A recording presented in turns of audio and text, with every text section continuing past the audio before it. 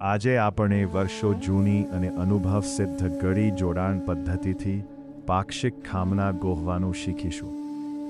આપ અહીં જોઈ શકો છો કે પ્રથમ વિભાગમાં ઇચ્છામી ખમાસમણો પિયમ ચ મે જમ ભે મી સાથે સાથે નીચેના પદો થાણમ તુત્થાણમ અપ્પાયમ કાણમ અભગ્ગ જોગાણમ ને 30-40 વાર બોલીને ગોહવાનું છે.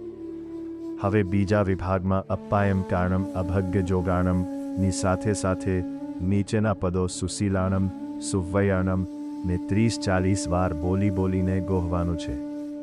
ત્યારબાદ ત્રીજા વિભાગમાં સુશીલાણમ સુવૈયાણમ ની સાથે સાથે નીચેના પદો સાયર્યુવજ્જાયાણમ ને 30-40 વાર બોલીને ગોહવાનું છે.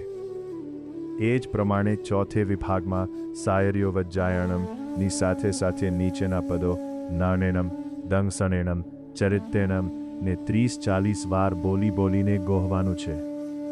આ પ્રકારે હવે આવતા દરેક વિભાગના ઉપરના અને નીચેના પદો સાથે સાથે 30-40 વાર બોલીને ગોહવાથી પાક્ષિક ખામના કંઠસ્થ થઈ જશે. આપ શ્રી જ્યારે પાક્ષિક ખામના કંઠસ્થ થઈ બોલશો ત્યારે દરેક વિભાગમાંથી ઉપરના પદો નીકળી જશે અને નીચેના પદો ભૂલ વગર કડકડાટ બોલાઈ જશે.